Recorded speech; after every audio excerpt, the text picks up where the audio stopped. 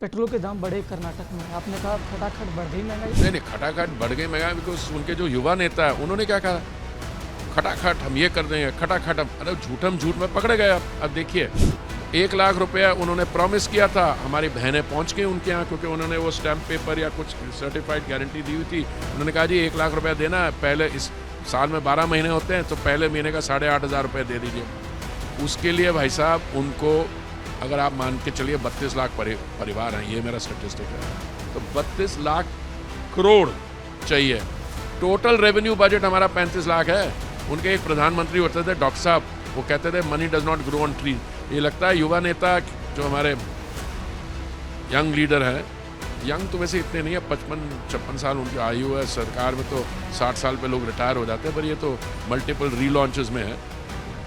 भाई साहब ये ऐसी चीज़ें करते हैं, फिर इनको जो आप वादा करते हैं उसको पूरा करना पड़ता है, फिर इस चक्कर में फंस जाते हैं। हमारे साथ बात करने के लिए केंद्रीय मंत्री हरदीप सिंह पुरी आई से बात करते हैं और जानते हैं क्या कहेंगे। पेट्रोल के दाम बढ़े कर्नाटक में, आपने कहा खटाखट बढ़ गई महंगाई। नहीं नहीं, खटाखट बढ़ गई महंगाई बिकॉज उनके जो युवा नेता है उन्होंने क्या कहा, खटाखट हम ये कर देंगे, खटाखट हम, अरे झूठम झूठ में पकड़े गए। अब देखिए स्थिति क्या है, दुनिया भर में दक्षिणी एशियाई देशों में देखिए तो पेट्रोल और डीजल के दाम 2 साल या 3 साल के रिप्रेजेंटेटिव पीरियड में 30 से 40% बढ़े, नहीं 70 से 80% बढ़े, 40 से 80%। आप बाकी जो वेस्टर्न नेशन देखिए, यूएस, कनाडा, यूरोप, वहाँ पे 30-40% बढ़ी है। भारत एक ऐसा देश है जहाँ दाम कम हुए हैं। मेरे पास कुछ फिगर्स हैं, आपको बताऊं।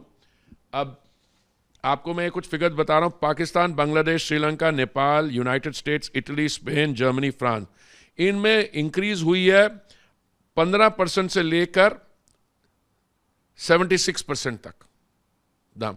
भारत में 13.65% नवंबर 21 और मई 24 में कम हुआ दाम पेट्रोल के।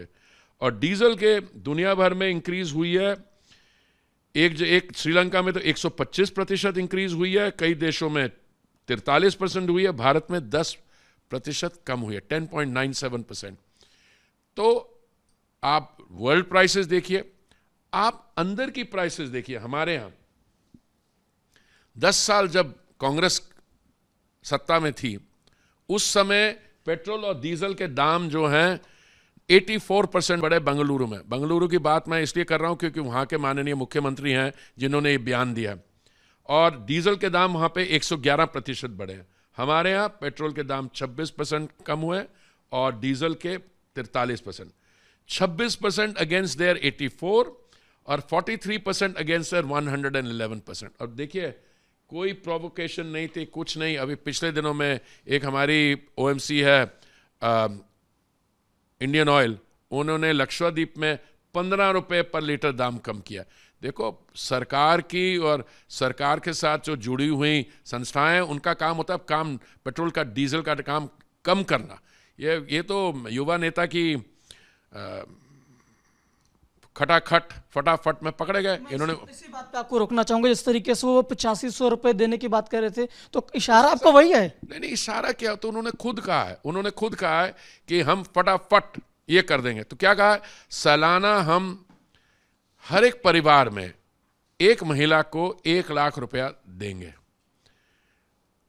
तो 1 लाख रुपया उन्होंने प्रॉमिस किया था, हमारी बहनें पहुंच गई उनके यहाँ क्योंकि उन्होंने वो स्टैम्प पेपर या कुछ सर्टिफाइड गारंटी दी हुई थी। उन्होंने कहा जी 1 लाख रुपया देना है, पहले इस साल में 12 महीने होते हैं तो पहले महीने का 8,500 रुपये दे दीजिए।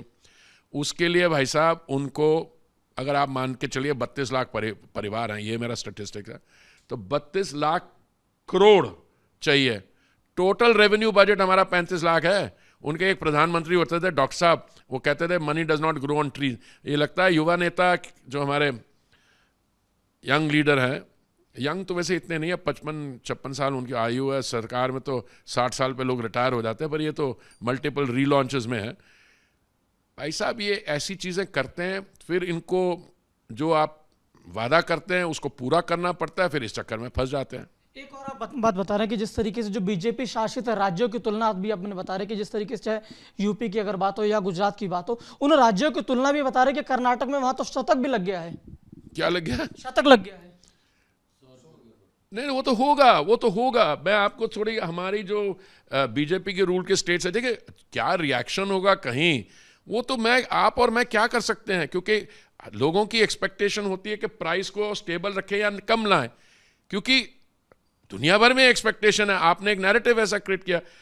मैं आपको कुछ पेट्रोल और डीजल के अंतर बताता हूं, बीजेपी और नॉन बीजेपी स्टेट। ईटानगर और चेन्नई 9 रुपये 90 पैसे का फर्क, लखनऊ और तेलंगाना 12 रुपये 76 पैसे का, गांधीनगर और बेंगलुरु 8 रुपये 21 पैसा, पनाजी और केरला 12 रुपये 35 पैसा, गुवाहाटी और कोलकाता 6 रुपये 80 पैसा। ये फर्क क्या है कि बीजेपी स्टेट उसमें कम है नॉन बीजेपी स्टेट से। डीजल में ईटानगर चेन्नई 12 रुपये, इम्फाल रांची 7 रुपये 37 पैसे, लखनऊ और तेलंगाना 7 रुपीज़ 89 पैसे, गांधीनगर और केरला 6 रुपीज़ 11 पैसे। देखिए सब बीजेपी स्टेट्स में कम है।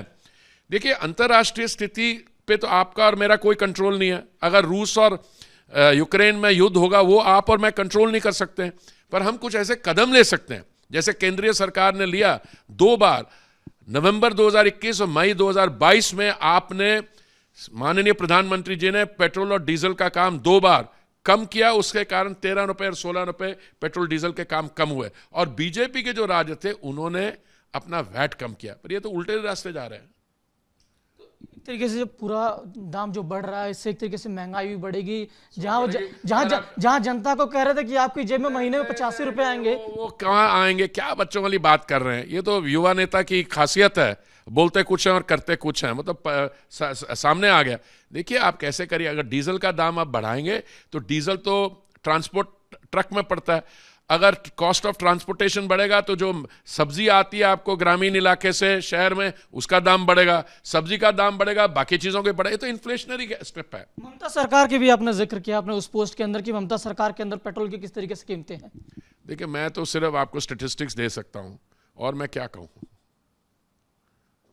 ये तो सारे स्टेप्स सारे जो फैक्ट्स एंड फिगर्स हमारे सामने आ रहे हैं। तो कांग्रेस का जिस तरीके से आप कह रहे पाखंड उजागर हो रहा है। बिल्कुल हो रहा है, झूठ हम झूठ करने जा रहे थे। क्या खत्म क्या करने जा रहे थे? खटाखट महंगाई कम करने जा रहे थे, झूठम झूठ पकड़ा गया और महंगाई खत्म खट बढ़ गई। तो आगे का किस तरीके से अब आप लोग आगे कदम उठाएंगे, क्योंकि जनता को उससे राहत मिल सकती है। ये राजनीतिक सवाल है, ये राजनीतिक सवाल है। और जैसे बीजेपी जनता को राहत को देने के लिए आप कहते हैं कि हम नहीं, जनता को तो देखिए केंद्रीय सरकार की तरफ से तो जो हो सकता था हमने किया, आगे देखिए अब कैसे चलता है, फिर देखते हैं इसको। Thank you. बहुत शुक्रिया हमसे बात करने के लिए। तो केंद्रीय मंत्री हरदीप सिंह पुरी थे। विजय अभिषेक के साथ गणेश पाठक, रिपब्लिक भारत, दिल्ली।